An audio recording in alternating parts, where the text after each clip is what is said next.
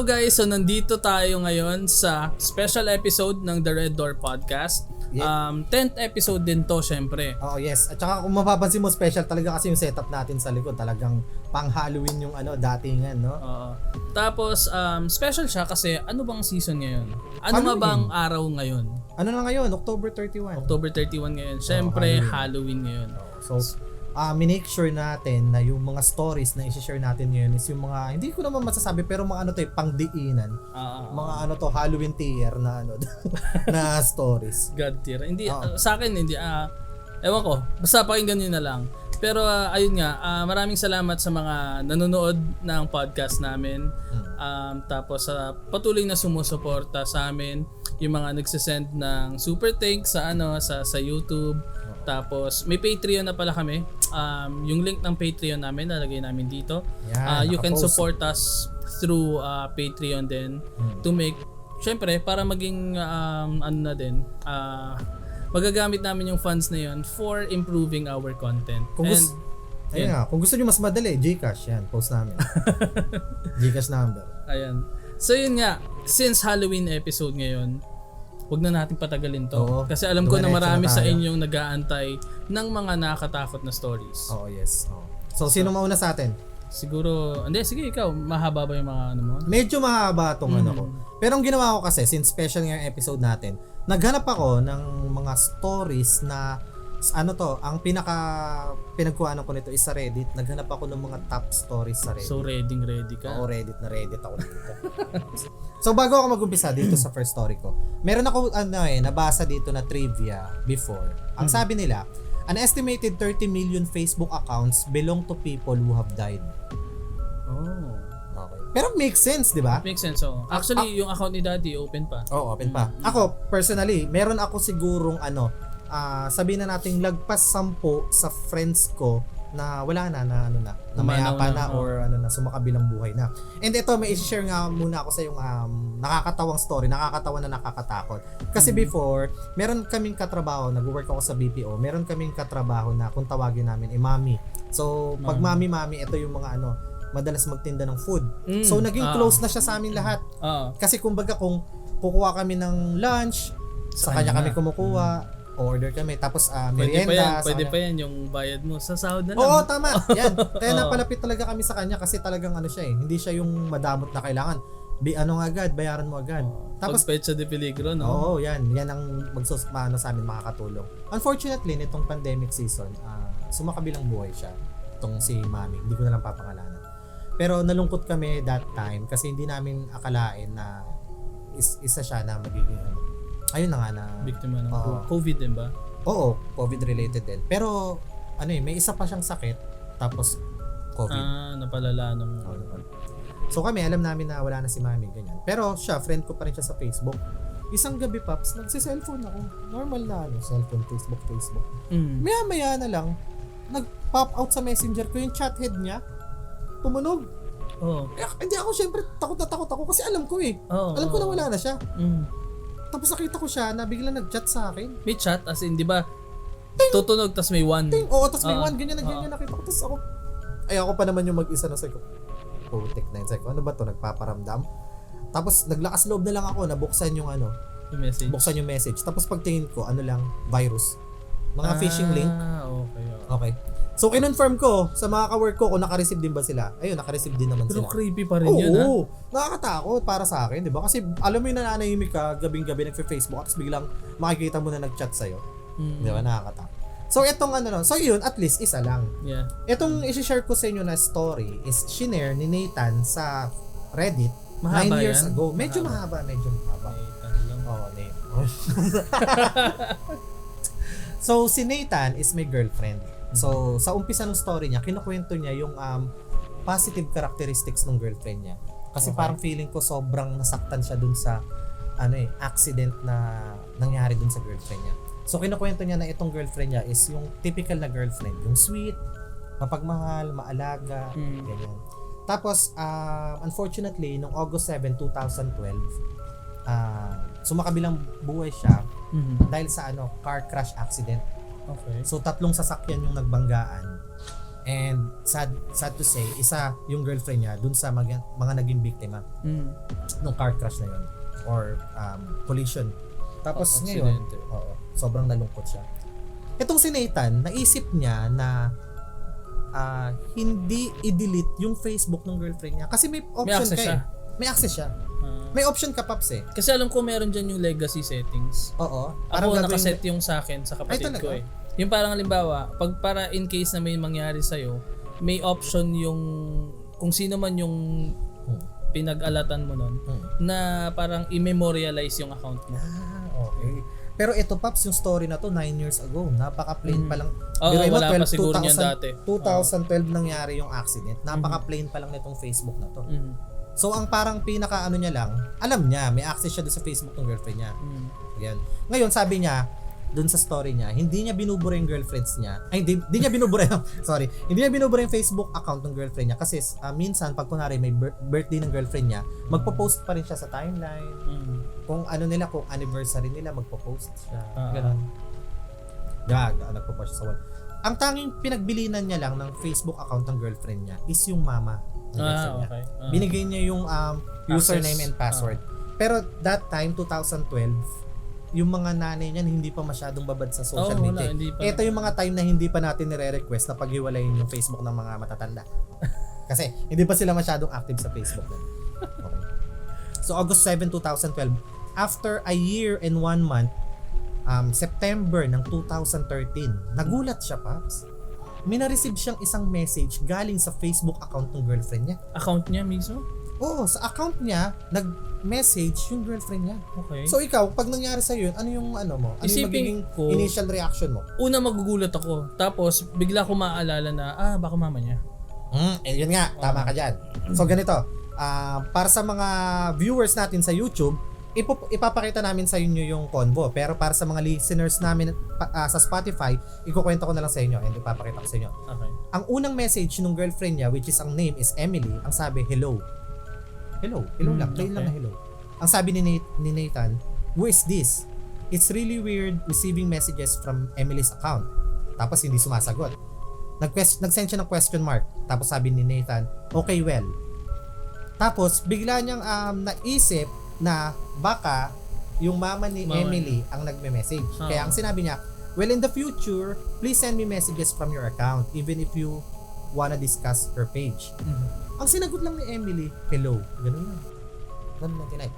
So medyo si Nathan na parang medyo inis. Sabi niya, Susan, you're on Emily's account. Kasi baka naiisip niya na yung... hindi niya alam na yun yung gamit niya. Oo, di ba? So parang kinaklarify niya doon sa nanay na parang mali yung account na gamit or tita, gamit niyo po yung Facebook ni Emily. Kung may gusto kayong sabihin sa akin, wag po dyan, gamitin niyo po yung account niyo. Wala na siyang ibang na-receive nun. Tapos November 2013. So September unang na-receive yung message, October, November, after 2 months, nag-send ng message yung mama niya. Okay. Mama ni Emily na sabi, hindi niya daw gamit yung account. So siguro minessage niya doon sa account mismo ng nanay ni Emily. Tapos kinlarify kasi yung mga mama naman ito minsan lang 'di ba magbukas ng Facebook. At saka nung time Pops sa 2012, yung Facebook hindi pa masyado ganun gamit. Friends for sale pa lang. Oo, tama. Tapos ayun, sumagot yung mama niya na hindi ko pinapakain naman yung yung Facebook account ni Emily. Tapos nag-message na naman si Emily. Sabi niya, hello, let's hit up all this Sunday. Ganun siya. Meet up? Hit up. Tapos may cover okay, para sigurong may tinakpan siya na part. Lugar siguro. Siya nagalit na. Sabi niya, who the F is this? Ang sinagot, the wheels on the bus.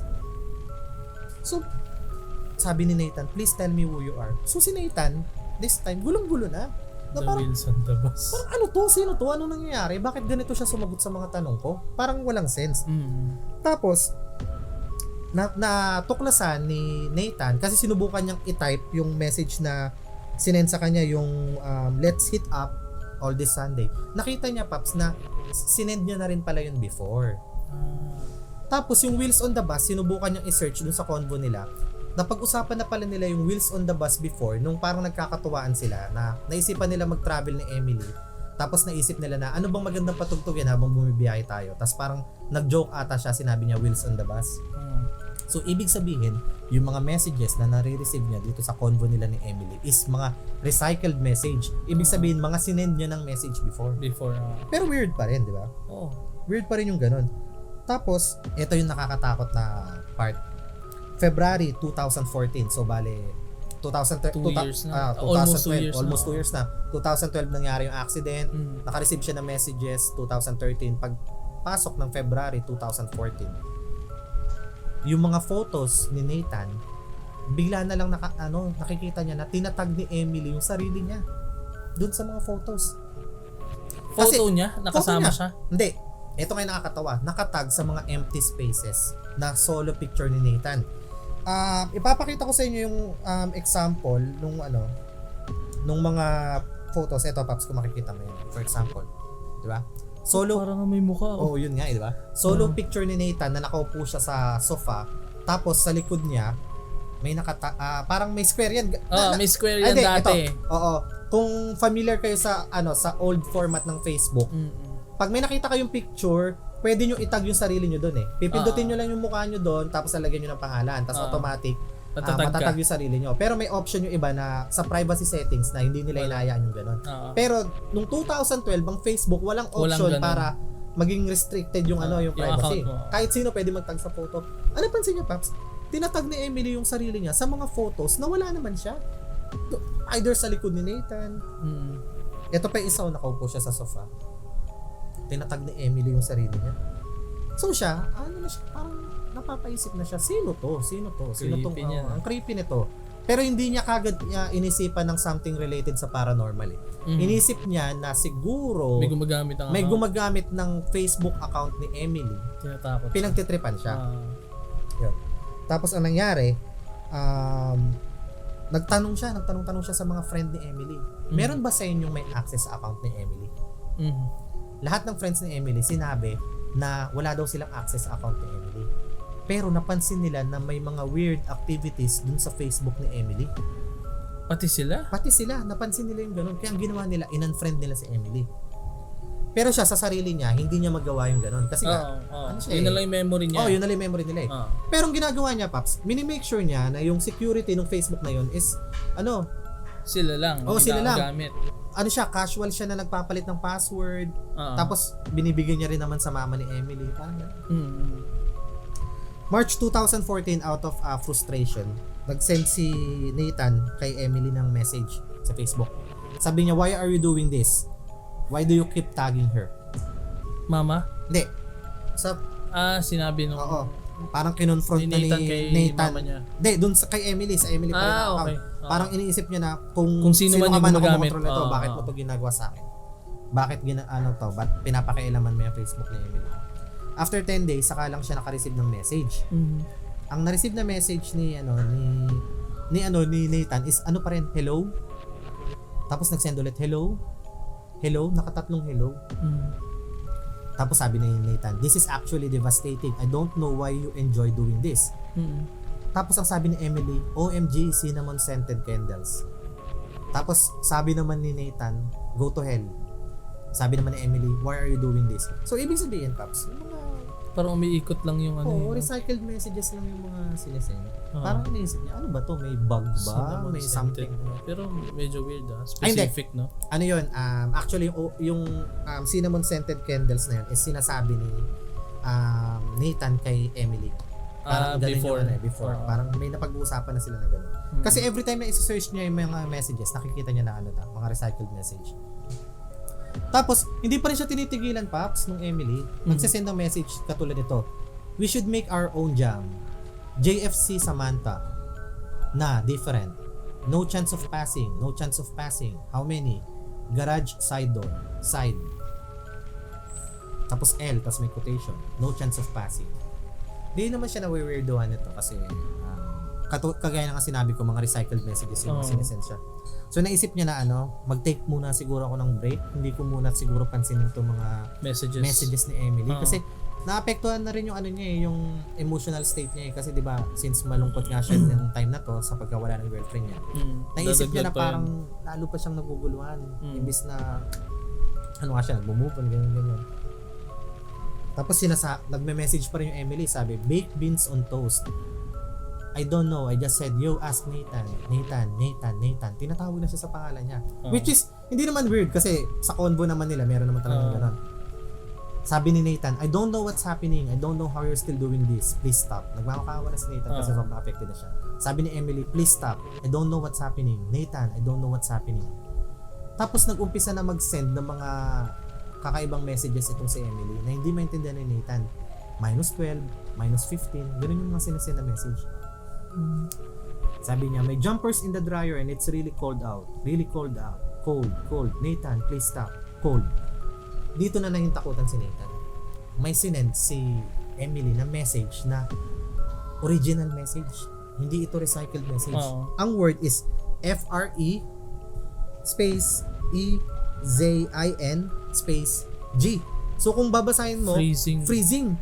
Pero never pang nag-send, sinearch niya yung convo nila. Walang ganun sa history ng convo nila. I don't know what's happening, yun yung sunod sa loob. Si Nathan sobrang ano na talaga nito, sobrang hindi na siya makapaniwala sa nangyayari. May takot na yan. May takot na siya. Up to the point na natutulog siya, napapanaginipan niya si Emily nandun sa may sasakyan kung saan nangyaring accident. Tapos nakikita niya na parang freezing, parang alam mo yung kulay ng taong nilalamig. Blue, parang nagiging blue na pale. pale. Tapos nakikita niya yung mukha ni Emily na parang nag-yellow. Nakatakot gagi. Oo, nakatakot. Ganun. Emily froze. Bakit? Emily froze. Sino yun? Si Emily Rose. Naisip ko pa si Emma Frost sa X-Men. Sabi ko, Emily ba pangalan? Hindi ba Emma? The Exorcism of Emily Froze. Tapos ayun, sobrang natatakotin siya doon sa word na freezing. Parang familiar sa akin to. Pero sige, ituloy mo. Tapos ayun, up to the point na sobrang lungkot niya na kasi nangyayari. Shinare niya na rin dito yung last convo nila ni Emily bago mabawian ang buhay sa Emily. Parang sinasabi niya, rat yung messages ni Nathan eh. Hey, you on your way home, Emily? When you see this message, please message me straight away. Emily, answer your phone. Ito na yung time pops na car crash. Yung car crash accident. Tapos, ang reply lang ni Emily dun sa mga hindi pala nag-reply kasi throwback pala to. Tapos ngayon, itong si Emily, nagsisend pa rin ng messages. Ang messages naman, hey, you on your way home, Emily, when you see, inuulit, binabalik sa kanya yung mga past messages. Emily, answer your phone, I don't know what's happening. Tapos ang last na messages is cold, freezing. Ganun yung sinasabi. Sobrang nahintakot sa last part ng ito na yung pinaka last part ng kwento ni Nathan. Hindi niya na alam kung anong gagawin. Tapos nagsabi siya sa mga sa Reddit na I'll keep you updated kung ano pa yung mga sunod na mangyayari. Pero this time parang ayoko na munang buksan yung messages ni Emily. Kung magsisend man siya, ayoko nang buksan kasi nakaka-apekto na siya sa mental health niya. Actually, kasi binabalik sa kanya yung mga huling moments na parang sinasadya. Maalala mo ulit eh. Ikaw, ano sa tingin mo to? May hacker na something na naglalaro sa kanya? Kasi hindi niya ba naisip na magpalit ng password para... Hindi, lagi niya pinapalitan. So yun nga, diba kung pinapalitan niya palagi, there's no way para unless yung email mismo ni Emily is may access yung iba. Lagi ding kaso, every time na magpapalit siya ng password, ibinibigay niya rin dun sa mama ni Emily yung password. Kaya, may mga tao sa comment section na nagsasabi na, hindi kaya mama ni Emily yan, na parang inaano ka, hindi naman kinokonsensya ka sa nangyari. Parang gano'n. May mga tao naman na kumokontradict. Sinasabi nila na kung nasaktan si Nathan sa nangyari kay Emily, mas nasaktan yung nanay, up to the point na wala na siyang time para gawin ito kay Nathan. Diba? Kasi, ano niya rin yun eh. Maalala niya pa rin. Maalala niya rin lalo eh. Tapos, nangihingi ng update yung mga tao kung ano yung nangyari. May isang creepy na part na sinend si Nathan. Nag-send si Nathan sinend sa kanya ni Emily. Picture niya habang nandun siya sa desktop. Tapos, yung picture is nasa labas ng pinto. What the... Ayan, si Nathan yan. Si Nathan yan na kinikilabutan na ako. Si Nathan yan na gumagamit ng desktop. Tapos may nagpicture sa kanya sa labas. Tapos ang word na nasa ilalim, freezing. Diba? Sobrang nakakatakot. Sino to? Paano ganyan? At saka hindi mo napapansin, Paps, may something eh. Tandaan mo yung pwesto ni Nathan, nasa harapan siya ng desktop tsaka yung pinto. Kung babalikan natin yung isang picture ni Nathan na may tinag si Emily, Ay, oo. tumutugma, di ba? Ipapakita namin Tas sa ang inyo. kulit parang may muka. Parang may mukha. Oo. Parang may mukha. Tapos ganun nangyari. Tapos meron dong pero may nakakatakot Paps na parte. Oo. Merong isang part doon na nagbigay ng update si Nathan. Pero hindi maintindihan yung mga words. Ah. Kaso yung mga words na ginamit ni Nathan, mga recycled words doon galing sa post niya.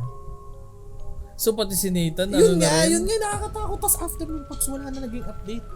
Ngayon, ang daming mga tao na nagko-comment na, anong nangyari? Ba't naging ganito na?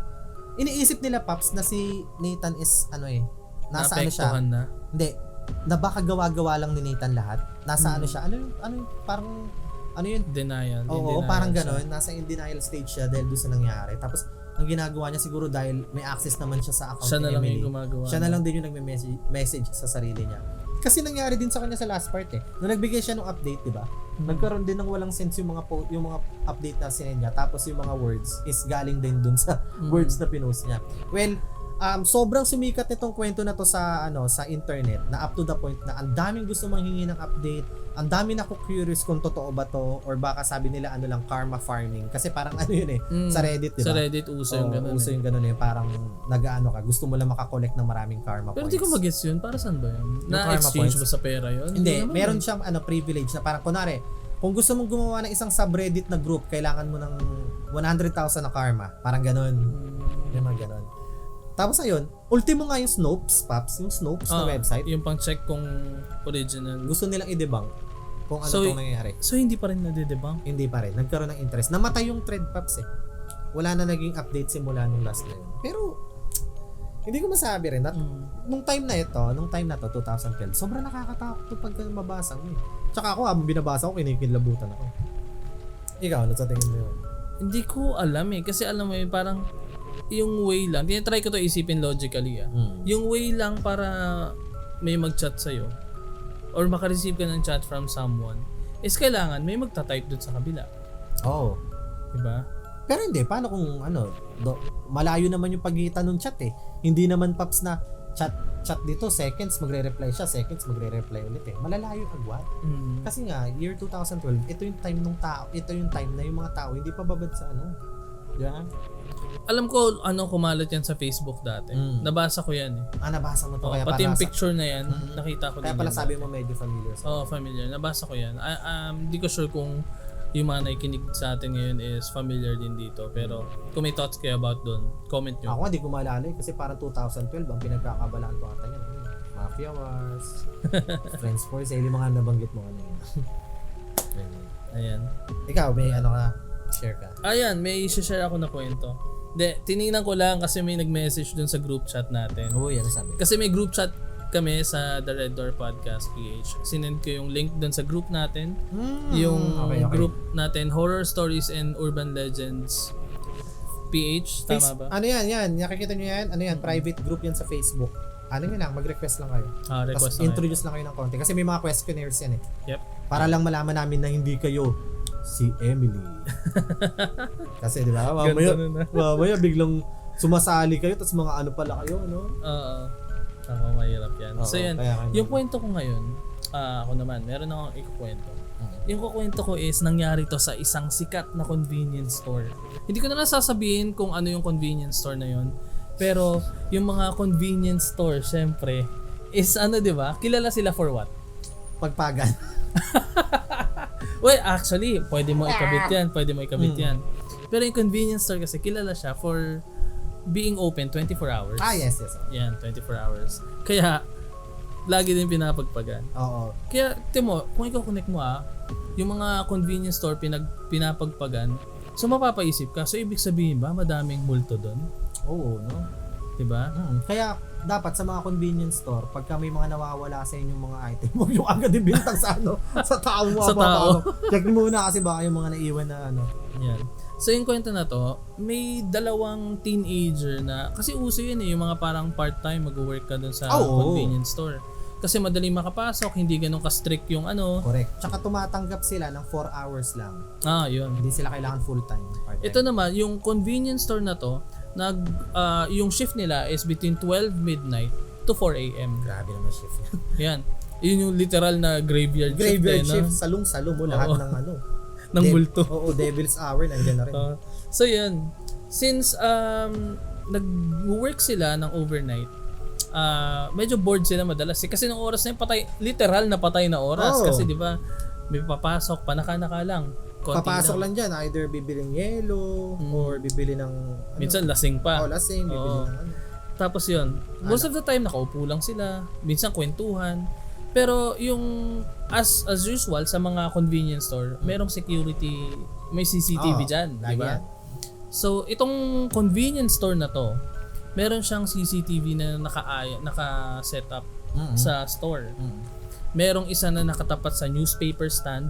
Okay. Tapos may isa na nakatapat sa cashier. May isa naman na nakatapat sa labas. Yung sa may parking yan madalas di ba? May parking sa tapat, doon nakatapat yung isang camera. Tapos may isang camera naman na nakatapat doon sa malapit sa, alam mo yung lagay ng mga beverage. Sa ano? Sa ref. Sa ref. Ayan. Magkakasama yan. Tapos isang gabi, akala nila normal na gabi lang. Nag-uusap sila, tapos nakatambay sila sa may cashier. Yung CCTV, yung parang monitor ng CCTV, andon sa gilid. Tapos, kasi ang setup ng store is, andito yung cashier, tapos yung pinto, nandun. Malayo? Oo, medyo malayo. Tapos, sa tapat nila, nandun yung, yung mga ref. Tapos, yung newspaper stand, nandun sa tabi ng pinto. Okay. Guess kasi normally, ganun di ba? Napipicture out ko na yung setup ng convenience store. Tapos, ayun, nagtataka sila, isang gabi, may nakita silang tao. Doon sa monitor. Andun siya sa may tapat ng newspaper stand. Okay, so nakatayo lang siya. Oo, nakatayo lang siya. Medyo weird kasi akala nila tumitingin lang, nagbabasa ng nagbabasa ng ano. Tapos, pero kasi isipin mo between 12 a.m. to 4 a.m. Though posible naman na tumingin sila. Pero kasi sa ganong oras, yung newspaper na nakalagay doon is nung kahapon pa. Oo, tama. Kasi diba, parang feeling ko magpapalit yan madaling araw. Madaling araw. Mga 4 a.m., 5 a.m. Ganun. So yun, ganun yung nangyari. Tapos after nun, tinitingnan lang nila. Siguro mga 5 minutes, hindi ko magalaw. Tapos tinitingnan nila na maigi. Hindi rin tumitingin ng ng newspaper or kung anumang magazine. Nakatayo lang talaga. Tapos sabi nila, check mo nga doon kung ano ginagawa. Yung isa, matatakotin din. Dalawa kasi sila di ba? Sa shift na yun. Hindi, samahan mo ako. Tapos yun, ang ginawa nila, meron kasing tatlong aisle, di ba? Ginawa nila, pumunta sila doon sa magkabila. Para parang gigitnaan nila, di ba? Tapos pagdating nila doon, walang tao. Walang tao. Nila sa nila. Walang tao. Hindi naman nila ma-check kasi nandun yung monitor. Kung malayo. Nang papalapit sila. Kung umalis ba? Hindi rin makakaalis Kasi makikita nila. Pagdating nila doon, sabi nila, saan pumunta yon? Hindi naman lumabas kasi maririnig nila nagbebel yung pinto kapag yung alam mo yung may chimes. Yung tingin. Wala, hindi naman na ganun. Baka pumasok. Balik tayo. Bumalik sila. Walang tao. Tapos check mo nga ulit sa monitor. Tapos tinignan nila ulit sa monitor. Nandun pa rin. Parang bumalik. Tapos chinek nila. Tingnan mo nga baka kanina pa yan. Nag-stuck na yung Glitch? Oo, nag-glitch na. Sabi niyo, sige, punta ka doon. Ito na yung perfect time para wag silang sabay pumunta. Isa mag-check ng monitor, isa mag-check kung nandun yung tao. Tapos yun. Sige nga, punta ka doon. Check mo. Tapos, bago umalis ng lalaki, tingnan nila, andun. Tapos sabi, sige, tingnan mo doon. Kasi di ba nakatingin sila sa monitor. The moment na sabi niya, sige, tingin ka doon, tingnan mo doon. Pagbalik niya, wala na. Nawala. Tapos, nung dumating yung kaibigan niya, nakita niya na dumaan. Na dumating doon. So, ibig sabihin, ayos. Ayos yung CCTV. Tapos sabi, nagtataka siya ngayon. Anong nangyari? Ano yun? Tapos, nilapitan niya yung kaibigan niya. Tapos, nagkakita sila sa may bandang gitna. andun yung monitor. Hindi sila nakatingin. Tapos, ano yun? Sabi niya, natatakot na sila pareho eh. Sabi niya, baka ano lang yung monitor, baka nasira lang sandali, nag-glitch, ganun. Check mo nga ulit. Tapos tiningnan nila. Pagkatingin nila, nagulat sila. Doon sa nakita, kinikilabutan ako ngayon. Pagtingin nila, nakatingin yung andito yung newspaper stand eh. Nung una nakaganyan yung babae, nakita nila, nakatingin, tapos nakangiti sa kanila. Nakangiti na sa Tapos camera. yung ngiti, yung alam mo yung ngiti na... Oo, yung solid. Oo, na ganon. Tapos sila, nagulat sila. Tapos biglang parang nawala. Nawala bigla. Tapos tinignan nila ng mabuti. Habang tinitingnan nila ng mabuti, sabi nung isang kasama niya, pre, wag kang gagalaw. Huwag kang gagalaw. Kahit anong mangyari, huwag kang titingin sa likod mo. O bakit? Kasi, di ba yung monitor, pag nakita mo siya, may reflection yan. Ay, putik. Oo. Pagtingin nila sa reflection, makikita mo na merong tao doon sa likod. Nakakitingin na rin. Nakikitingin sa kanila, makita nila yung babae, maputla yung muka, tapos parang mahaba yung buhok. Nakatingin din. Alam mo yun, andito tayo. Andito sila, parang andito, nakatingin. Ayun o, ayun yung babae o. Ayun na. Ayun o. Hindi. May nakatingin dito. May nakatingin din na babae. Tapos sabi niya, huwag ka titingin ha. Huwag ka titingin kahit anong mangyari. Tapos biglang napansin nila na nawala. The moment na nag-fade na yung babae, tumakbo na sila palabas ng ano. Sus. Kahit sino. Oo. Tumakbo sila sa labas ng convenience store. Tapos, yung branch na yon, ng convenience store na yon, nagsasara na sila after nun. Mga around 12, nagsasara na sila. Magbubukas na lang sila ng around 6 a.m. Oo. Kung meron kayong convenience store sa inyo na nabalitaan nyo na 24 hours siya, tapos biglang nag-close na siya ng between 12 to 6, baka yun yung tinutukoy ko. check. Tama. Creepy, no? Na-imagine ko yung pag ganon, yung ano kasi yun hindi mo naman agad makikita yung reflection Kasi pag may tinitingnan ka sa monitor, ang titingnan mo yung laman. Oo, pero pagka parang inano mo yung focus mo, inalis mo yung focus mo, doon mo pala marirealize na nakikita mo rin pala yung reflection mo no? As makikita mo, 3 na kayong tumitingin, no? Yun. Creepy. Gandang ano yan no? Parang sa visualization ko, parang ang gandang gawing mga short films. Short. Bagay siyang gawin ng short. Ganda. Tapos bawi na lang sa itsura talaga. Sa itsura, parang nakakatakot talaga. Pati yung pagtingin mo sa monitor na nakatingin, no? Tapos nakangiti. Oo. Tapos pag ano mo wala. Creepy. Nag-ano pa, no? Oo, Static nag-glitch. Kala ko nga pagtingin wala, tapos biglang jump scare na nakadikit Tapos ganito yung itsura daw nun yung nakita nila sa likod. Si Balak. May Balak. Di ba? Saan ba banda yung ano? Di ba sabi mo may alak doon, maraming alak doon? Kasi pag may alak, may balak. Yun nga yun. Baka nga siya yung lumabas doon. Ay, meron ka pang kwento dyan? Oo, galing din Reddit to. Okay, sige. Kung kanina, may mga pictures, pandagdag elements para panakot.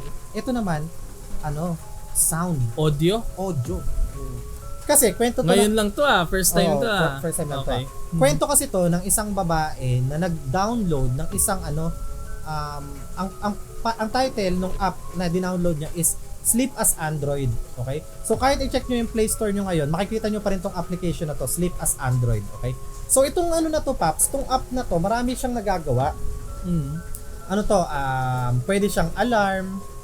Pwede ka dito magpatugtog ng mga meron nga. Di ba meron? Pwede ka dito magpatugtog ng mga nature sounds. Pampasarap ng Sleep tulog. as Android. Sleep as Android. Pwede rin tong Ano yun? Ay, yun, kala ko parang namalik mata ako parang sabi ko, ba't parang may gumalaw? Natumba? Oo, natumba. Na-force. Ano tumba yan? Ewan ko, pause ko muna. Ayan, sorry inayos lang namin yung natumba kanina. Okay, kasi so namalik mata ako, kala ko may dumaan yung pala may natumba doon. Sana nadulas lang talaga. So ayun na nga, balikan ko na nga itong Sleep as Android na app. Pwede siyang alarm, pwede siyang magpatugtog ng mga nature calming sounds, sounds pampatulog. Oo, yan, mga ulan o kaya mga birds. Kasi yung iba, nasasarapan sila matulog kapag may ganun sila naririnig Pwede rin tong Pops pang track ng hilik mo, kung anong oras ka humihilik. Kung anong oras ka kung humihilik ka talaga. nga. Pwede tong pang track kung nagsasalita ka ba habang natutulog ka? Kasi may mga tao na gano'n, nagsasalita habang matulog. So itong babae na to na nag-download ng Sleep as Android, ginagamit niya to para i-track yung ano niya, hilik, yung panagsasalita siya ng tulog. Kasi mayroon siyang mga friends na sinabi sa kanya na siguro kapag nag-sleep over siya sa mga friends niya, nagsasalita daw siya ng tulog, hindi daw maiwa, hindi daw, lagi daw ganun. Sleep talk. Sleep talk. talking. Kasi may sleepwalking, di ba? Ah. So siya nag-download siya nito para ma-monitor kung kailan niya ginagawa 'yon. So normal naman nung umpisang gamit niya ng application, normal naman lahat kasi ang naririnig niya lang is yung pag gumagalaw siya ng higaan or pag umuubo siya. Pero wala siyang naririnig Paps na nagsasalita siya. So yung mga normal na pag natutulog lang, umilik siya. Oo, ayun, hilik. Oo, narinig. Ubo. Yung likot niya pag natulog. October 2013 niya dinownload tong app. So matagal na rin nangyari. Ito yung weird nung December. Nung chinek niya yung recordings, 2 AM nangyari to, Paps. 2 AM nangyari. So nagtitingin siya ng mga nare-record kasi nare-record yun araw-araw. Nagde-delete siya para na rin sa memory. Tapos may nakita siyang isang recording. Napansin niya dun sa recording may mga matataas na wavelength. May ganyan ako dati. Hanapin mo lang yung may pataas. Oo. Para doon mo malalaman kung anong ginawa ko nung time na yun. Nung pinakinggan niya, naririnig niya na may parang ang tawag niya click sounds click sounds, parang ganun. Sa ano nga pinanood kami sa Hereditary? Rabid. Tsaka sa Hereditary. May ganun din? Oh, ganun. Tama ba? Hereditary ba? Oo, ata. Tapos after ilan ng maya narinig niya yung sarili niya. Nagsalita. Sabi niya, "What are you doing?" Gumanon.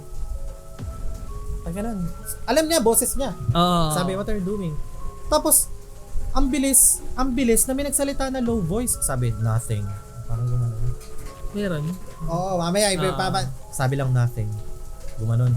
Tapos, yung last na sinabi dun sa recording, hindi masyadong malinaw sa kanya kung ang sinabi ba is that's them, or I'm Danny, or I'm dead, or Jenny. Jenny kasi pangalan niya.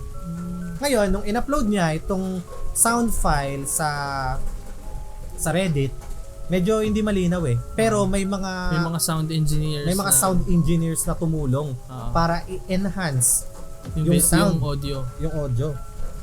So ito, ipaparinig namin sa inyo. Hindi, ipaparinig ko sa iyo tapos ang gagawin namin dyan para sa mga listeners namin is ipaparinig ko. Ito yung sound.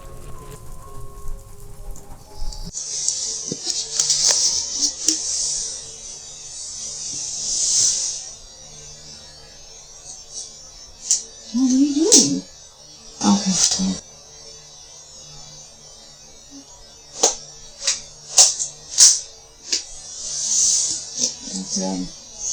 Kinikilabutan ako, naririnig ko kasi.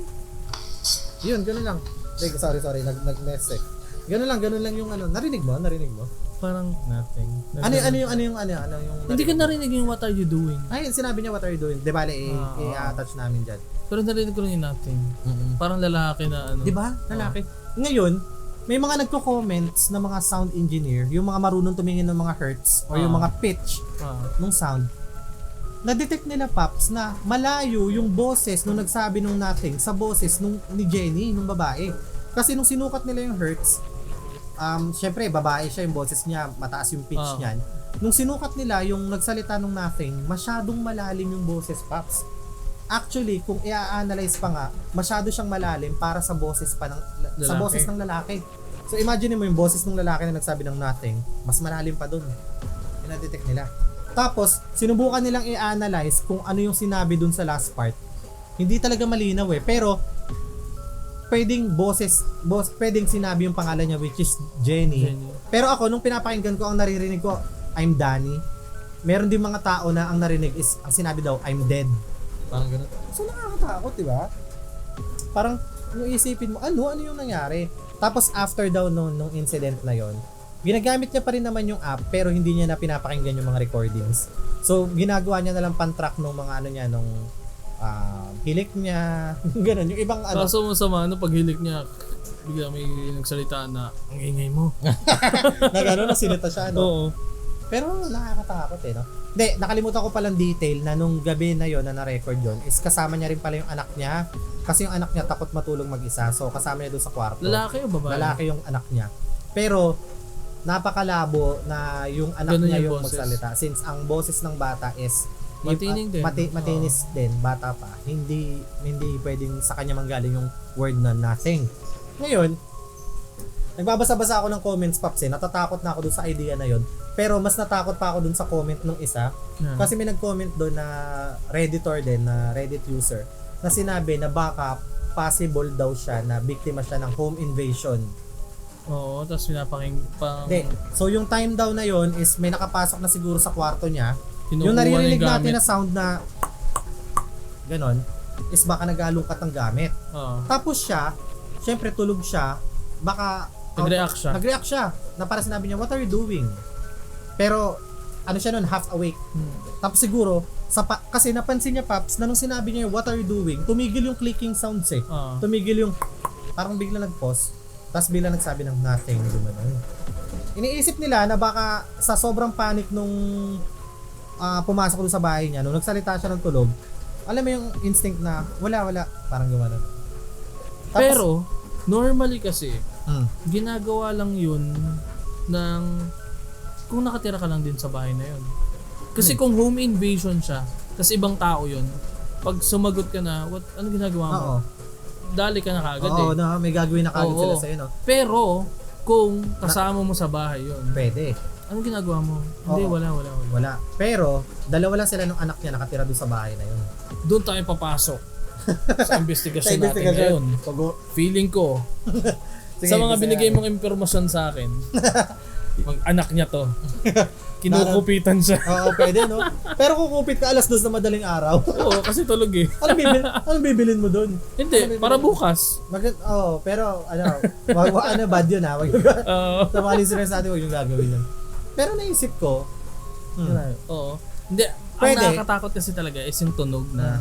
yung clicking Hindi sound. yung nagsalita. Ito, pwede natin gamitin na hypothesis yun. Kaso nga, yung boses na narinig is malalim na boses. Kaya nga eh. Yung mga nanonood sa atin, para magkaroon din kayo ng sarili nyong conclusion, balikan nyo. Inattach naman namin yung recordings eh. Oo, magpiplay Balikan nyo, mo yun. pakinggan nyo na maigi. Mag-headset kayo para marinig nyo na maigi. Pero nakakatakot talaga siya eh. I'm sure may mga listeners tayo na matatakot dito. Ang sabi, balik tayo doon sa nag-comment. Ang sabi niya na baka nung na-realize nila na nagsisleep talk lang, Oo. hindi sila masyado nagpanic. Tapos may based doon sa nag-analyze, yung last word na sinabi na Jenny, I'm dead, or I'm Danny, or that's them. Ang pagkakarinig niya sa interpretation niya, go to B. Go to bed. Oo, parang ganun. So sa pagkakarinig niya, nung ina-analyze niya na maigi, naputol putol kasi Paps eh. Go to B. Parang ganun yung word. Kaya baka sinasabi niya na parang nung na-realize nila na nothing, ang sunod niya sinabi is go to bed. Parang tulog ka lang ulit. Pero So parang Naano ko, iniisip nag-goosebumps ko, ako. ako, kung bata yun, nothing, hindi go to bed, ano? I'm dead. Ano, Kasi, wala, nahuli ako ni Mami, nahuli I'm ako, dead. I'm dead. Baka, possible no? Or that's them. Hindi, sila yung nangunguha. Sino? Ako nga, no? Sino? May mga kasabot, alas doon sa mga. Wala, nakakatakot lang talaga. Yung possibility, Yung possibility na home invasion nga home yun. invasion, mas Oo. nakakatakot kaysa dun sa, ano siya, ang nakuhanan is something paranormal Paranormal. related. Sabi nga nila, mas nakakatakot yung buhay kaysa Kaysa sa patay. So yun nga. Pero alam mo, nung habang binabasa ko tong story na to, Mm. naalala ko yung isang episode to ng Mel and Joey. Ang Mel and Jay, sorry. Mel and Jay. Mel and Jay una, tapos naging Mel and Joey. Ah. Dati, nag-ano rin sila, nagkakaroon din sila ng mga Halloween episode.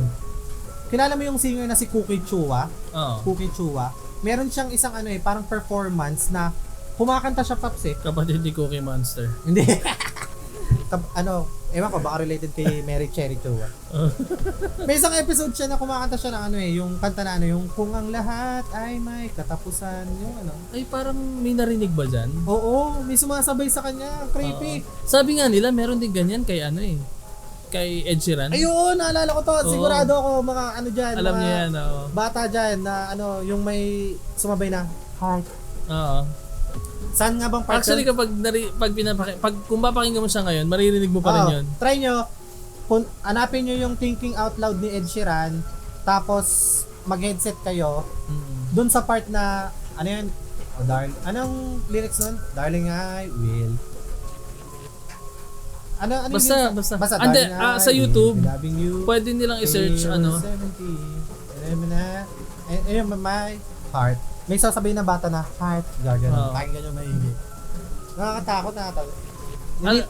Ano? Wala, naalala ko na hindi lang pala nakakatakot yung mga visual, no? Nakakatakot din pala pagka something audio related yung ano. Actually, mas nakakatakot kasi isipin mo na lang na nasa madilim na lugar ka. Anong mas nakakatakot? Yung wala kang makita o yung bigla kami marinig? Feeling ko nga, yung bigla Diba? kami marinig. Mas matatakot ka kapag yung bigla kami narinig na alam mo naman mag-isa ka lang dapat. May bigla kang narinig pero wala kang nakikita. Yun. Mas nakakatakot yun. siya. Mas nakakatakot. Ikaw, may story ka? Oh, yan. Kasi di ba kanina, hindi pa case close eh. Yung kwento mo, hindi nila alam kung ano. Pero Actually, parehas to na Oo. hindi ano to. Hindi pero to kasi yung case totoo closed. nun, yung anak lang talaga yung kumuha ng pera nun. Bakit? Paano mo sabi? Oh, kasi yung sunod na kwento ko, nakulong na siya. Ay, mukhang ano to mukhang nagka-connect to. Pero yun nga, yung susunod na kwento kasi, Excuse me. tungkol to sa isang prison inmate. Mm. Okay? Prison inmate siya na nakulong siya kasi hindi siya nagnakaw ng pera. Okay. Kinulong siya kasi pumatay siya ng maraming tao. So ano to? Serial killer? Hindi naman, pwede natin sabihin na serial killer siya. Serial killer siya, tapos kinulong siya sa isang parang tawag doon, prison siya na alam mo yun, maximum, Oo. basta yung sobrang higpit doon sa kulungan na yun. Parang malaala Alcatraz level. Pero medyo matagal na to nangyari. Okay, so ano to? Mga 80s siguro. Akala ko Or 70s. Kala ko ganun. medieval pa eh. Yung Hindi tipong pagkukulangan mo mga tore, tapos dungeon. Oo. Tapos yun. Medyo may pagkaganon siguro kasi hindi na nakalagay doon sa story kung kailan siya nangyari. Pero feeling ko luma na siya. Malalaman nyo kung bakit ko naisip na Okay, luma sige, siya sige. sa mga susunod na ano. Kasi merong isang prison na kung saan doon kinulong yung serial killer. Tapos nung time na yon hindi pa ganun ka modern lahat. Okay. Okay? So meron siyang tawag doon isang room na siya lang yun nandun. Kasi nga hindi siya pwedeng basta-bastang ihalo sa ibang mga prisoners doon. Okay. So mukhang siya high profile na Kasi nga marami siyang pinatay eh. Oo. Tapos after nun, gusto niyang kumawala. Kasi parang alam mo yun, life sentence siya eh. Normally, di ba, dati papatay na yun kapag ganun eh. Binigyan siya ng life sentence. Tapos, gusto niyang kumawala kasi ayaw niya magstay doon ng buong buhay niya. Ng buong buhay niya. So, ang ginawa niya, nag-isip siya ng paraan kung paano siya makakatakas. Tapos, napansin niya lang, kasi di ba kapag ganito, kahit sa prison break, kailangan mong tingnan lahat. Kailangan mong obserbahan lahat. Kailangan mong malaman yung pattern ng lahat ng tao. Meron siya isang napansin. Ano? Napansin niya na kapag may namamatay na prisoner, ang ginagawa is magre-ring ng bell. Magre-ring ng bell lahat, tapos papasok lahat ng mga prisoners sa mga cells nila, sa mga selda nila. Tapos, lalabas yung parang doktor. Oo, yung magche-check Oo, dun sa nawalan ng lalabas yung buhay. doktor. Tapos, dadalhin niya yung bangkay papunta dun sa parang morgue nila. Ilalagay sa loob ng kabaong. Tapos, dediretso siya dun sa parang office. Pipirmahan yung death certificate. Okay. Okay? So, pag pinirmahan niya yung death certificate, babalik na siya dun sa morgue. Tapos, papako niya na yung Yung coffin. Ito yung style ng mga pangluma talaga, yung Oo. mga kahoy. Luma talaga siya. Kahoy pa, di ba?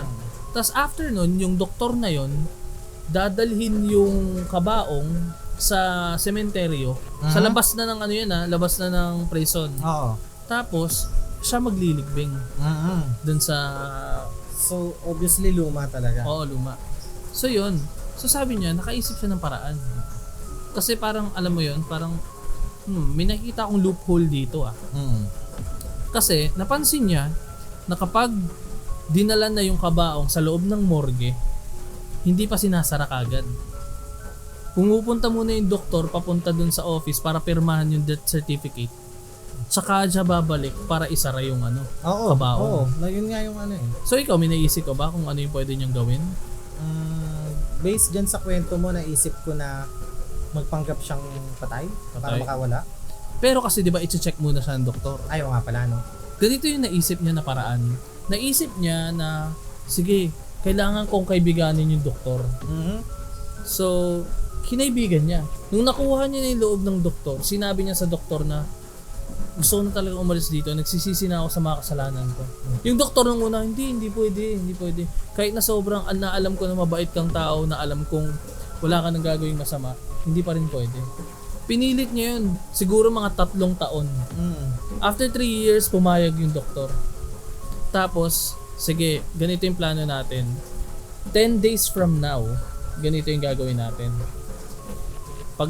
Kapag nag-ring yung bell, papasok lahat ng tao.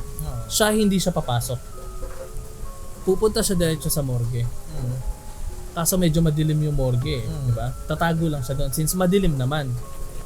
Pagkalatag nung kabaong na may patay sa loob, Sumama ka? papasok siya doon sa loob.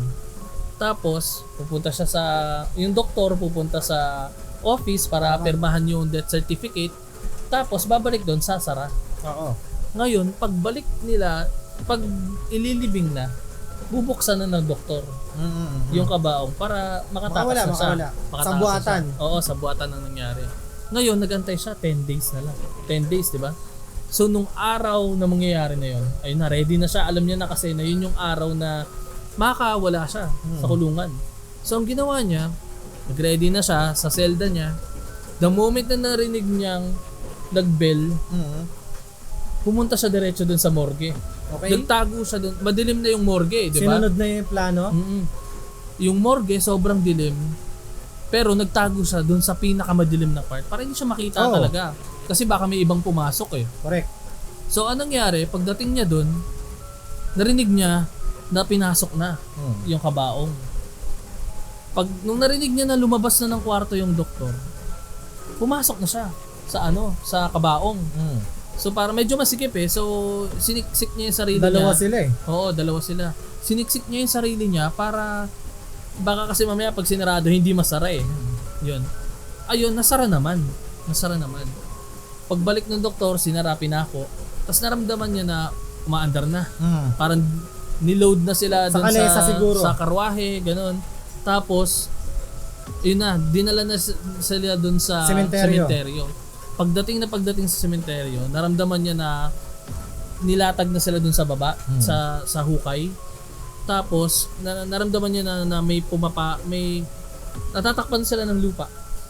Tapos siya, excited na siya. Tapos kinuha niya yung posporo niya para pailawin. Pagka-strike niya ng match, pag gano'n niya, nakita niya na yung bangkay, yung doktor. So yung doktor yung namatay nung araw na yon. Namatay yung doktor nung araw na yon. So, anong nangyari? Imbis na makatakas na siya. Walang magbubukas sa kanya. So, nailibing siya ng buhay. So, yun. What a twist. Ganda. Grabe yun. Yung nangyari. So, hindi na siya pwedeng Grabe, makakupit no? ulit sa nanay niya. Oo. Na-jigsaw moment siya nun. Oo, yun yung pag... Naalala ko lang bigla. Ano yun? Yung nabasa kong trivia na dati daw, nung mga panahon na mga ganluma. galuma, pag ganyan yung minsan kasi may mga cases, sabi nila may mga cases daw na minsan kapag nililibing na kunwari may namatay, inilibing na dun sa sa kahoy nilagay na sa kahoy na coffin. Tapos pinakuan. Sa luma na to matagal na to nangyari. Wala pa daw hindi pa daw uso dito paps yung Embalsamo. embalsamo. Hindi nga uso. Yung iba nabubuhay. Oo, buhay. Kasi may mga nakikita silang scratches dun sa sa takip. Oo.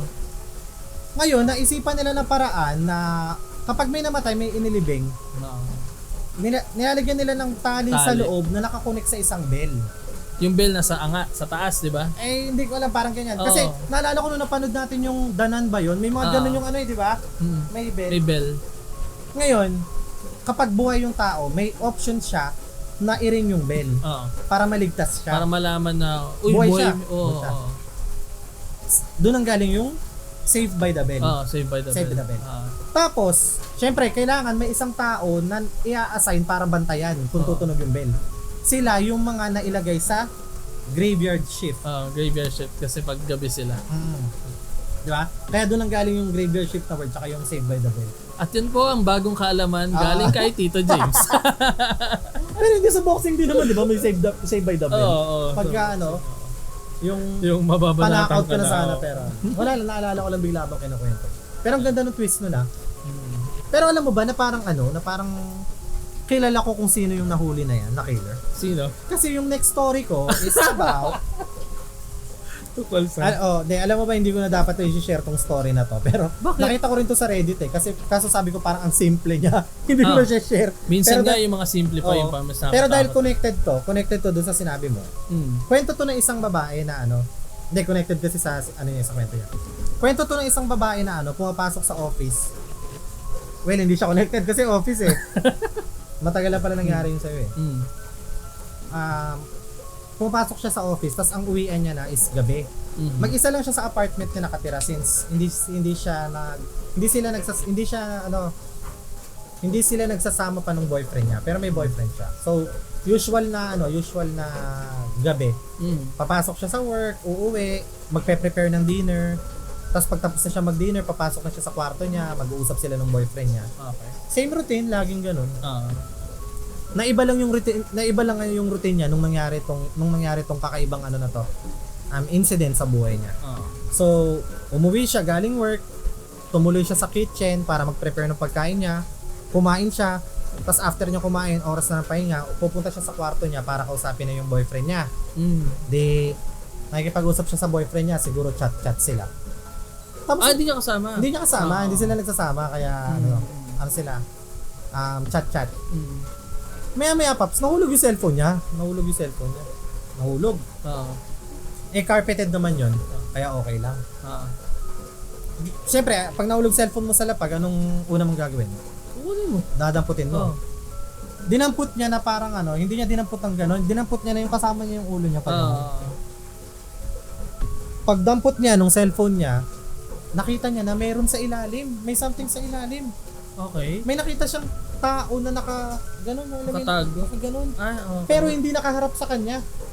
So hindi sila nagkita, nakatalikod. Teka, so maliit tong tao na to? Hindi. Kasi, Medyo di ba? mataas yung kama niya. Mataas yung kama May niya. paa. May paa. Na tipong may space sa ilalim. Kaya nung nahulog yung cellphone niya, pag kuha niya ganyan, napasilip siya sa ilalim, nakita niya na may nakagantong lalaki. Pero nakatalikod. Nakatalikod. Kamay nasa dibdib, nakatupi yung legs, tapos nakatalikod, tapos parang nanginginig. Tapos siya, parang sa sobrang takot niya, hindi muna siya nakagalaw. Pero, naisip niya na wag sumigaw. Bakit? Kasi baka tumingin. Oo, baka tumingin. Or baka matuklasan nung kung sino man yung nasa ilalim na nakita na siya. Tapos ang ginawa niya, hindi siya nagpanik. Dinampot niya lang yung cellphone niya ng normal. Pinicture niya. Tinawagan niya yung boyfriend niya. Nag-uusap sila kunwari ng normal. Tapos ang ginawa niya, pumunta na siya sa CR niya. Okay. Doon sila nag-usap ng boyfriend niya. Doon nakapasok na siya doon sa CR, sinabi niya kagad sa boyfriend niya na may nakita akong tao dito sa ilalim ng kama ko. Tapos yung boyfriend niya nag-instruct sa kanya na gumawa ka ng paraan para makalabas dyan. Pero as much as possible, huwag kang gumawa ng ingay. Sabi niya. Buti na lang, Paps, yung bintana ng CR niya, kasya siya. Okay. At saka nasa first floor lang siya. Hindi siya nasa so hindi taas. mataas yung babagsakan niya. Kaya bagsak. Paglabas niya, lumabas siya doon sa bintana, tumakbo kagad siya doon sa may kabilang street nung apartment niya. Tinitingnan niya yung yung pinto ng CR niya. Tsaka tinitingnan niya yung yung pinto ng bahay niya. Tapos sinabi niya dun sa boyfriend niya na na tumawag ka na ng pulis. Oo. Yung boyfriend niya naman, agad sabi niya, huwag kang gagalaw dyan sa kinalalagyan mo, pupuntahan kita agad. Tapos ayun, dumating naman na yung boyfriend niya, nauna pa yung boyfriend niya dumating, kasunod yung mga pulis. Pinasok agad nila, Paps. Oo. Tapos paglabas ng mga pulis, dala-dala na nila yung lalaki. Na yung lalaki? Matanda na, tapos payat na payat. Oo. Alam mo yung mapapanot-panot na, tapos matanda, tapos sobrang payat. Tapos pala yun, homeless man Na pumasok. na may sakit sa sa pag-iisip. Tapos nung tinanong nila kung saan kung nakita ba nila na nasa ilalim ng kama. Ang sabi ng mga pulis, nakita daw nila yung lalaki, nandun daw sa pinto ng CR, may hawak na kutsilyo. Sobrang creepy. Buti hindi siya lumabas Yun doon. nga nakakatakot na part doon, na siguro, alam na rin ng homeless na yun, na nakita na siya, ang instinct niyan, inantay niya pumasok sa banyo, aabangan niya sa banyo, tapos ready to siya. Oo. Ready to kill. Katulad nga na pag-usapan natin kanina, mas nakakatakot yung buhay kaysa sa patay. Oo. Pero ako na-imagine ko na mangyari sa akin yun. Hindi ko alam kung ano rin yung unang gagawin ko. Biruin mo, pag silip mo sa higaan mo, may makikita kang tao na nandun. Pero Nakakatakot. grabe yung ginawa niya, nahuli pa rin siya ng pulis eh. Yun na nga kaya nga siya napunta dun sa prison na kinukwento mo Kaya nga sabi ko related Pero kasi yung next na kwento ko, Hala! hindi siya nahuli ng pulis. Ala ka! Nagkadugtong-dugtong na. Ito yung last na kwento natin ngayon. Okay. Teka lang, tingnan ko. Yung check. Ayan. Yung kwento na to is tungkol sa mag-asawa to. Yung mag-asawa na to, matagal na silang kasal. Wala silang anak. Pero yung babae, mahal na mahal niya yung lalaki. Pero yung lalaki, laging late umuwi sa bahay. Laging parang... Aburido. Oo, hindi niya binibigyan ng importansya yung asawa niya. Oh. Pero yung asawa niya, sobrang faithful sa kanya, ganyan. Isang gabi, nagre-ready ng dinner yung babae, yung asawang, yung nanay. Ay, hindi. Yung babae. Yung babae. babae. Di pala nanay. Nagre-ready siya ng dinner. Tapos, habang nagre-ready siya ng dinner, nag-ring yung doorbell. Okay, so dumating na yung asawa. Dumating yung asawa. So yun, dumating yung asawa, pinagbuksan niya ng pinto. Pagpasok ng asawa, dire-diretso lang siya. Sabi naman nung babae, sige mag-ready ka na, diretso ka na lang sa kusina mamaya kasi naghahanda na ako ng dinner natin. Yan. Tapos yung lalaki, di siya pinansin, parang tiningnan lang siya ng masama tapos dumiretso sa sala. Sumupo, nanood ng TV. Tapos yun, nagtataka yung babae. So yun, dumiretso siya ng kusina, inayos niya yung mga gagamitin niya panluto. Tapos, bumalik siya sa sala. Tapos sabi niya sa asawa niya, sa lalaki, meron ka bang gustong kainin? Okay. Parang sabi niya, Kasi paghahanda kita. oo, paghahanda niya. Sabi niya, kahit anong gusto mo lutuin mo na. Kasi aburido na nga yung character ng lalaki. Tapos may pag-uusapan tayo. Yun yung sabi ng lalaki. Tapos paalis na yung babae, parang tumalikod na, tapos sabi nung lalaki, Hindi, ngayon na natin pag-usapan. Tapos sabi niya dun sa babae, hindi na kita gusto. Uy, nagtapat na. Oo, nagtapat siya, sabi niya, hindi na kita gusto. Sobrang tumataba ka na, tumatanda ka na. Meron na akong bagong kinakasama ngayon. So nagtapat na siya. Oo, nagtapat siya, sabi niya, ano to? Katrabaho ko. Mas bata, mas maganda. Oo, ganun. So, anong nangyari? Yung babae, hindi niya alam kung anong i-react niya. Sobrang sakit. Oo, parang naiyak na lang siya. Tapos parang hindi niya alam kung magmamakaawa ba siya. Oo. Kung luluhod ba siya sa asawa niya, kung lalapit siya, magkakausapin niya, tatry niya na i-save. Ang ginawa niya, parang nawala sa sarili niya, bumalik siya ng kusina. Tapos, pagbalik niya ng kusina, nakita niya yung yung lulutuin niya sana. Ano yun? Yung lulutuin niya sana yung, alam mo yung isang malaking leg ng lamb. Oo. Lamb chop. Lamb chop. Pero yun, hindi naka-chop. Buong leg pa lang. Kasi hindi niya pa hindi pa na. buong leg. Kinuha niya yung buong leg. Tapos, bumalik siya dun sa sala. Pagdating niya sa sala, pinampalo niya sa ulo ng asawa niya. Oo. Tapos yung asawa niya bumagsak, 'di ba? Tapos tumingin pa sa kanya, pinalo niya ulit. Siguro nawala siya sa sarili niya, Oo, no? nawala siya sa sarili niya. Ngayon, after nun, nung nakita niyang hindi na tumayo yung asawa niya, bigla siyang parang natauhan na parang, hala, anong ginawa ko? Oo, nabalik sa Oo. ulirat. Tapos yun, ang ginawa niya, hala, hindi ako pwedeng makulong. Parang ayokong masira yung buhay ko dahil dito. Oo, sa nangyari. Oo. Tapos, napansin niya naman since maaga naman umuwi yung asawa niya, kasi normally parang late na dumadating yung asawa niya di ba? Since medyo maaga dumating yung asawa niya, ginawa niya, yung lamp na ginamit niya, nilagay niya sa oven. Tapos parang yung mga ingredients na pinipare niya, nilagay na doon. Umalis siya ng bahay. Pumunta siya sa isang jewelry store. Tapos, pagdating na jewelry store, tinanong niya yung nagbebenta, anong oras na po? Tapos, sinabi niya yung oras. Siyempre, gagamitin niya yun para hindi siya mahuli. Para may alibay siya na nandun siya. Okay, gets, Oo. gets. So, parang yun nga, sinasakto niya na lahat. Parang sinesecure niya na lahat para hindi siya ma-diin, di ba? After nun, umuwi na siya. Pag-uwi niya, nakita niya asawa niya na ayun nga Nakahandusay. Nakahandusay na. Tumawag siyang pulis. Tapos pagdating ng pulis, edi ayun, chinek kung inimbestigahan lahat. Walang nakitang fingerprints. Tapos kung ano man. Tapos tinanong yung asawa kung nasaan siya nung time na yun. Sabi niya, nandun ako sa jewelry shop. Pwede niyo tanungin yung yung jewelry May store witness. owner. Oo. Tapos ayun, tapos na yung interview sa kanya. Tapos medyo gabi na rin natapos yung mga pag-investigate nila. Tapos sabi nung sige po, sabi ng mga pulis sa kanya, sige po, babalikan na lang po namin kayo, madam, kasi hindi po namin talaga alam kung ano nangyari, kung paano pinatay yung asawa nyo, kung ano yung weapon na ginamit. So parang siya, almost perfect crime. Almost perfect crime. Tapos sabi niya, sige po, gabi na po. Alam ko po, gutom na kayo. Sakto, luto na po yung luto na yung pang dinner ko. Dinner sana. Alam ko na matagal kayong nag-investigate dyan. Gusto niyo kumain muna? Tapos sabi niya, nung mga pulis, hindi, sige po, nakakahiya naman.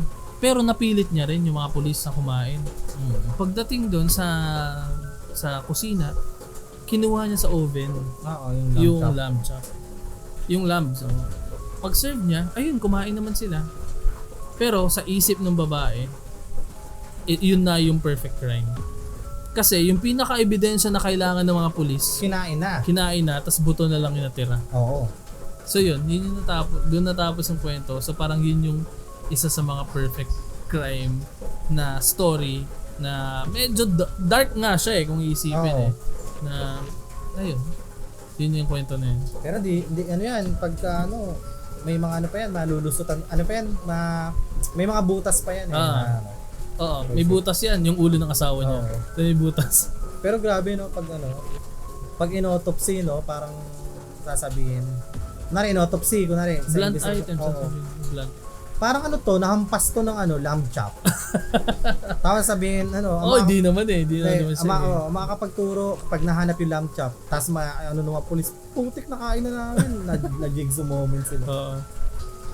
So, Well, yun. ayun na nga, mukhang nakailang na tayo. 1 hour and 8 minutes, grabe. Haba na. Saglit pala ng 1 hour pero hindi, yun. At least, di ba, natin sila, nabigyan natin sila ng mga magagandang stories sa nagaling sa internet. And less jokes. Diba? Hindi nyo napansin? Hindi kami masyadong dapat pala pag Halloween, hindi na ako sasalita. Kaya masyado kami seryoso, parang maset talaga yung mood na matakot kayo. So ayun na nga, baka meron kami ngayon na mga bago lang na nanonood sa YouTube account namin, bago lang na nakikinig sa Spotify namin. Kung nagustuhan nyo yung namin, yung ganitong style namin ng pagkukwento, and kung gusto nyo pa makarinig ng mas marami nakakatakot na stories sa amin, huwag nyo kalimutan na i-like tong video, mag-follow or mag-subscribe dito sa channel kung saan man kayo nanonood. Mag-comment kayo kung anong gusto nyo i-suggest na gusto nyo gawin namin. Tapos yun. Actually, dapat kasi ngayon namin ibibigay yung mga winners nung ng giveaway natin. Pero since 1 hour so na. Ganito gagawin natin, okay? So extend natin ulit yung giveaway natin. Kasi ang onti pa lang talaga Oo. nagbibigay eh. Episode Ay, 11. sorry. Ang onti pa lang talaga nung nag-share. Episode 11 for sure. Meron na kaming pipiliin. Ililist down na namin kung sino yung mga nag-share. Last na to. Last na to. Nung hashtag nung episodes namin, okay? Make sure na meron yung hashtag Red Door Podcast PH or hashtag the Red Door Podcast Giveaway. Oo, yan. Yan. Ilalagay naman namin dyan. Yan. Kung sakaling nagkamali man kami na sinabi kasi do-double check Ito namin. yung susundin. Ito, sundin nyo tong nakapaskil dyan. Ayan. So yan, last na yan. Sa episode 11 for sure, i-announce namin kung sino yung mga winners. Ng ating books, yung True Philippine Ghost Stories. Okay. Yeah. Kuha muna tayo ng 5, tama? Oo, 5 muna. Kasi muna? hindi pa namin natatapos basahin. Oo, Joke lang. bibigyan namin yung volume 1 to 5. So abangan, next episode, i-announce na namin yung winners, yung 5 swerteng winners, yung mga sharer na, yung ba tamang term? Sharer? Oo, nag-share. Nag-share o share. Nag-share ng Bubulol lang. YouTube or Spotify namin sa Facebook accounts nila. Make sure na naka-public yan, ha? So ayun na nga. So yun guys, Sa mga sana nag-enjoy kayo sa Yes. Halloween episode namin. Naka 10 episodes na tayo. Oo nga eh. Susunod 11 na. Hindi, tuloy-tuloy na yan kasi ang dami na nating viewers eh. Oo, maraming salamat sa patuloy na pagsuporta. Kung gusto nyo pa kaming suportahan, i-share nyo sa mga friends nyo yung podcast namin sa Spotify, itong video na to sa YouTube. At kung may other ways pa na gusto nyo kaming suportahan, punta kayo sa Patreon namin.